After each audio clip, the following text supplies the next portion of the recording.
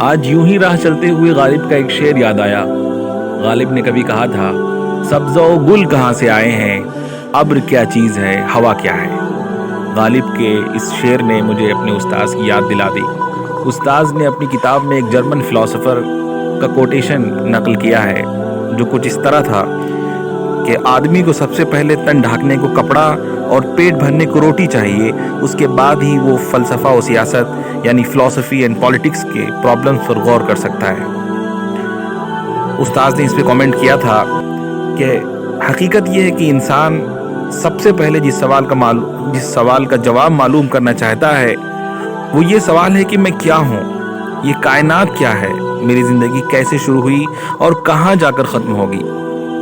یہ انسانی فطرت کے بنیادی سوالات ہیں، بیسک کویسچنز ہیں، انسان کی انسٹنکٹ کے، اس کی نیچر کے۔ آدمی ایک ایسی دنیا میں آنکھ کھولتا ہے جہاں سب کچھ ہے، مگر یہی ایک چیز نہیں۔ سورج اس کو روشنی اور حرارت پہنچاتا ہے، مگر وہ نہیں جانتا کہ وہ کیا ہے اور کیوں انسان کی خدمت میں لگا ہوا ہے۔ ہوا اس کو زندگی بخشتی ہے، مگر انسان کے بس میں نہیں ہے کہ وہ اس کو پکڑ کر پوچھ سکے کہ تم کون ہو اور کیوں ایسا کر رہی ہو۔ وہ اپنے وجود کو دیکھتا ہے اور نہیں جانتا کہ میں کیا ہوں اور کس لیے اس دنیا میں آ گیا ہوں۔ ان سوالات کا جواب متعین کرنے سے انسان کا ذہن قاصر ہے۔ Our mind cannot answer these questions، مگر انسان بہرحال ان کو معلوم کرنا چاہتا ہے۔ یہ سوالات خواہ لفظوں کی شکل میں متعین ہو کر ہر شخص کی زبان پر نہ آئیں، مگر وہ انسان کی روح کو بے چین رکھتے ہیں اور کبھی کبھی اس شدت سے ابھرتے ہیں، اتنی انٹینسٹی کے ساتھ ابھرتے ہیں کہ آدمی کو پاگل بنا دیتے ہیں۔ اینگلز کو دنیا ایک ملحد انسان یعنی ایک ایتھیسٹ کی حیثیت سے جانتی ہے، مگر اس کا الحاد یعنی اس کا ایتھیزم اس کی غلط ماحول کا رد عمل تھا، غلط ماحول کا ریئیکشن تھا، جو بہت بعد کو اس کی زندگی میں ظاہر ہوا۔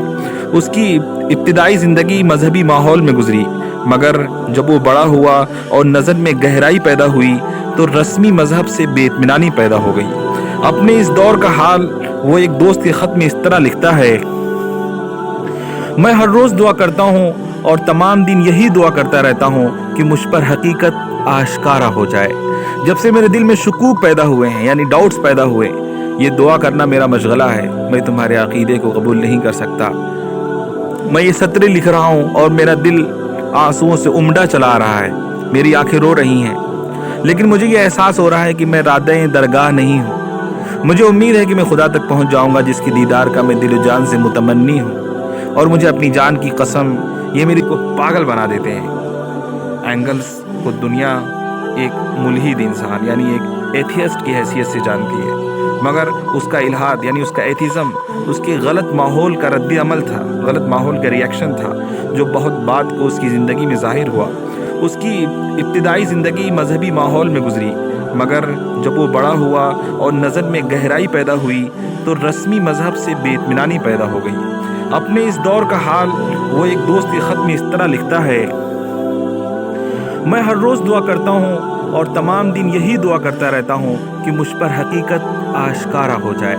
جب سے میرے دل میں شکوک پیدا ہوئے ہیں یعنی ڈاؤٹس پیدا ہوئے، یہ دعا کرنا میرا مشغلہ ہے۔ میں تمہارے عقیدے کو قبول نہیں کر سکتا۔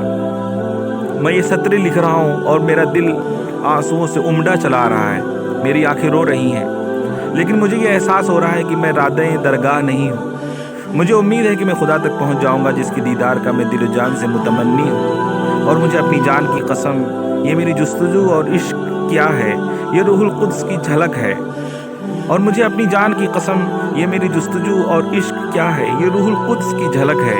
اگر انجیل مقدس 10,000 مرتبہ بھی اس کی تردید کرے تو میں نہیں مان سکتا۔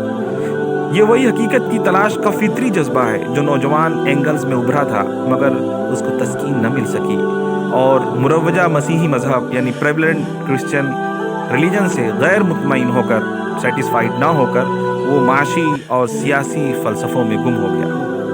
اس طلب کی حقیقت یہ ہے کہ انسان کی فطرت میں ایک خالق، ایک کریٹر اور ایک مالک کا شعور پیدائشی طور پر پیوست ہے۔ وہ اس کے لاشعور کا، اس کے سب کانشس کا ایک لازمی جز ہے، انٹیگرل پارٹ ہے۔ خدا میرا خالق ہے اور میں اس کا بندہ ہوں۔ یہ ایک خاموش عہد ہے، ایک سائلنٹ پرومس جو ہر شخص پہلے دن سے اپنے ساتھ لے کر اس دنیا میں آتا ہے۔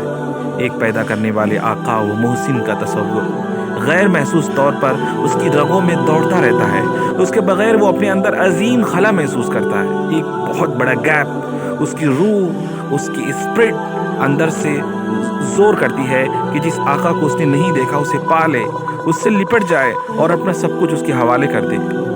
خدا کی معرفت یعنی ریئلائزیشن آف گاڈ ملنا کوئی اس جذبے کے صحیح مرجع کو پا لینا ہے، اور جو لوگ خدا کو نہیں پاتے ان کے جذبات کسی دوسری مصنوعی چیز یعنی آرٹیفیشل تھنگز کی طرف مائل ہو جاتے ہیں۔ ہر شخص اپنے اندر یہ خواہش رکھنے پر مجبور ہے کہ کوئی ہو جس کے آگے وہ اپنے بہترین جذبات کو نظر کر دے۔